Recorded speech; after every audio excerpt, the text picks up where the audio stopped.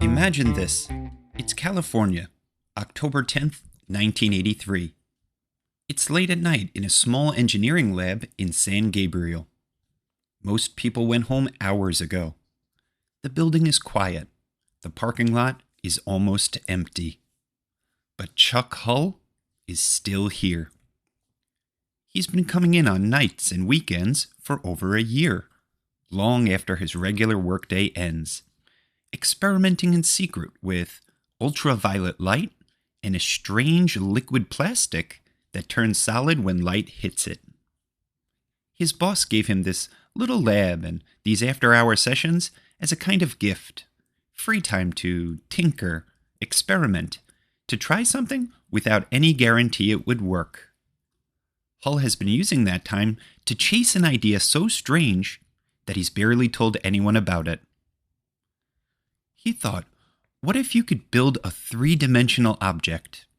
Not carve it, not mold it, not stamp it, but print it, layer by layer, the same way a regular printer puts ink on paper, except instead of ink, you use liquid plastic. And instead of flat paper, you build upward, one microscopic layer at a time, until a solid object appears out of the liquid, like something rising from the deep. And tonight, after months of adjustments and failures and late nights staring at equipment that almost worked, something is different. Hull looks at what's sitting in front of him. He picks up the phone and calls his wife Antoinette. "You have to come down to the lab," he says. She arrives. He opens the door to the engineering room. "The world as we know it," he tells her, "will never be the same. I printed my first part." That night, Antoinette fell to the floor crying. They both did. Believe it or not, the small plastic cup sitting on that workbench was the first object ever created by 3D printing.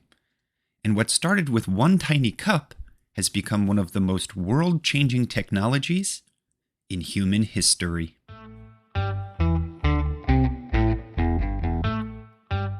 Welcome to Believe It or Not, the show where weird is real and the truth is stranger than fiction.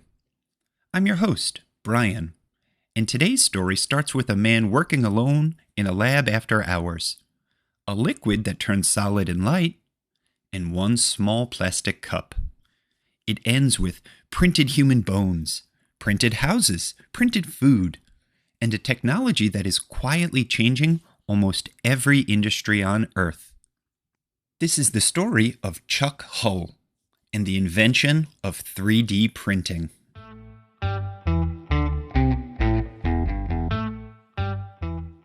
In the early 1980s, Hull was working at a company called UVP Inc.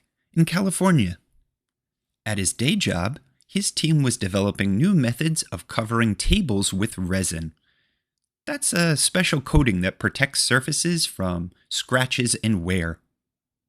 The process used ultraviolet light to harden the resin.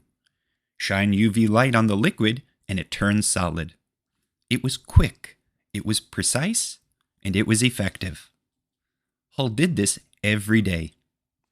And somewhere in the middle of doing it, a question started nagging at him. If UV light can harden liquid resin into a flat surface, what if you did it one microscopic layer at a time? What if each layer hardened on top of the last, building upward, until you had a full three-dimensional shape? Which is usually a sign that either nobody had thought of it before, or everyone had thought of it and discovered it was impossible. Hull asked his boss for after-hour access to a small lab to find out which one it was.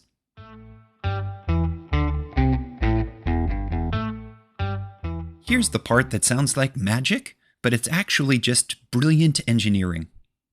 Imagine a vat, a big container, filled with special liquid plastic, the kind that hardens when ultraviolet light hits it. A computer controls a beam of UV light, moving it precisely across the surface of the liquid. Wherever the light touches, the plastic hardens into a thin, solid layer, exactly the shape the computer tells it to make. Then, the platform inside the vat drops down by one tiny fraction of a millimeter. Fresh liquid plastic flows over the top. The UV light goes over again. Another layer, hardened on top of the previous one. That process repeats again, and again, and again. Eventually, you lift the platform out of the vat. Voila!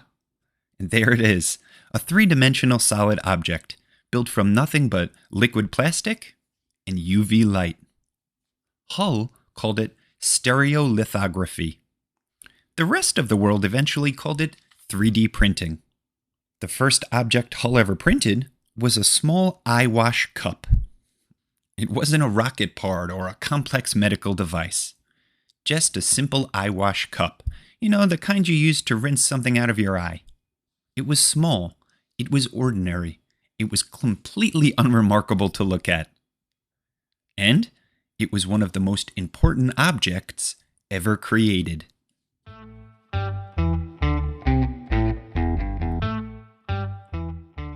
Hull filed a patent in 1984.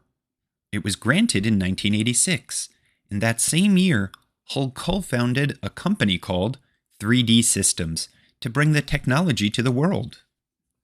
By 1987, 3D Systems had produced the first commercial 3D printer, the SLA-1.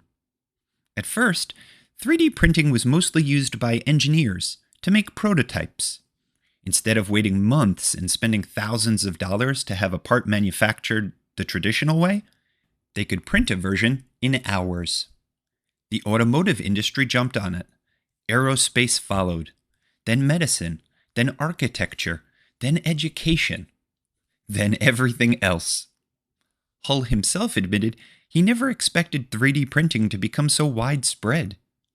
He initially viewed it simply as a tool for rapid prototyping. Boy, was he spectacularly wrong about that.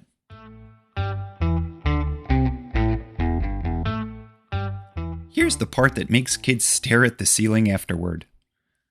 Doctors in the Netherlands used a 3D printer to create a complete lower jaw out of titanium, printing it from 33 layers of titanium powder and implanting it into a real patient who had a serious bone infection. And believe it or not, the patient went home the next day. Children who need prosthetic arms or hands can now receive a custom-fitted 3D printed prosthetic in days for a fraction of the price of traditional ones. Some designs are downloaded for free from the internet and printed at home.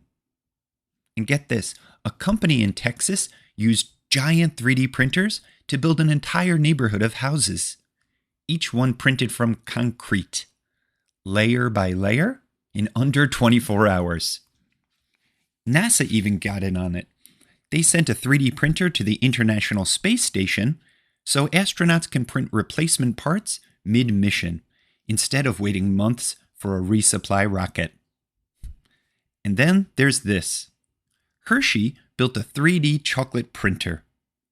Someone decided the technology revolutionizing medicine and aerospace also needed to be applied to chocolate. And they were not wrong.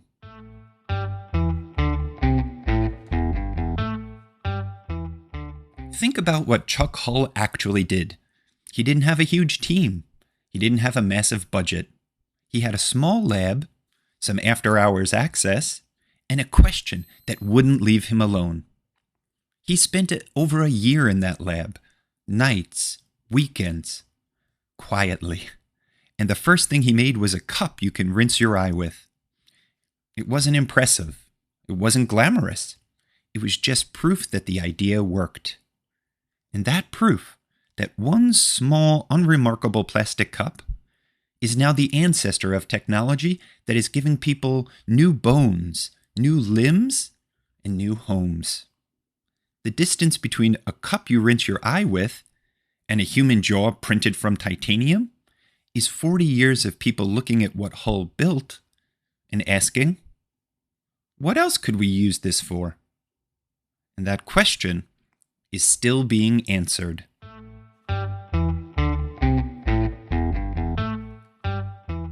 Now, here are a few believe it or not facts I found while researching the podcast. Believe it or not, the original eyewash cup Hull printed in 1983 still exists, and his family is donating it to the Smithsonian Museum in Washington, D.C.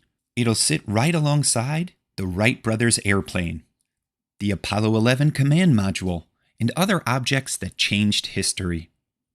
Think about that, a plastic cup the size of your fist in the Smithsonian, because it was the first of its kind on Earth.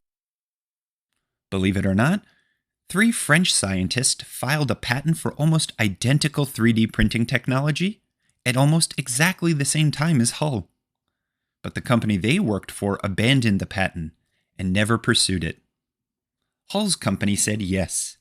Their company said no. That single business decision is the reason you've heard of 3D printing and haven't heard of those 3 French scientists. History turned on one meeting where someone said it wasn't worth developing. And I imagine the guy who made the decision in that meeting is probably looking for a new job. And finally, believe it or not, NASA sent a 3D printer to the International Space Station in 2014, making it the first manufacturing facility ever operated in space. And the very first thing printed in orbit was a spare part for the printer itself.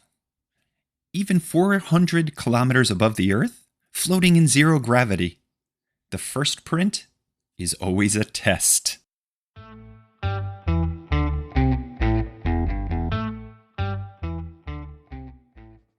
Now, it's quiz time. 3 questions, each one harder than the last. I ask the question, you shout out your answers. Are you ready? Then let's get started. Question 1. What was the very first object Chuck Hull ever 3D printed? The answer? A small eyewash cup in 1983. Question number 2. How does stereolithography build a 3D object? The answer? Layer by layer. UV light hardens liquid plastic one microscopic slice at a time until a solid object rises out of the liquid. And finally, question number 3. True or false? 3D printing adds material layer by layer, which is the opposite of how most traditional manufacturing works. That's true. Traditional manufacturing removes material from a larger block. 3D printing adds it, starting from nothing.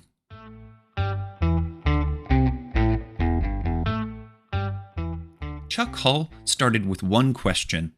What if you could build something layer by layer, out of light and liquid? 40 years later, that question has led to printed human bones, printed houses, printed food, and technology that's still being discovered. So here's a question for you. What problem in the world today, something that seems completely unsolvable, might already have a solution hiding in a technology nobody is using in the right way? And who is going to be the person who figures that out?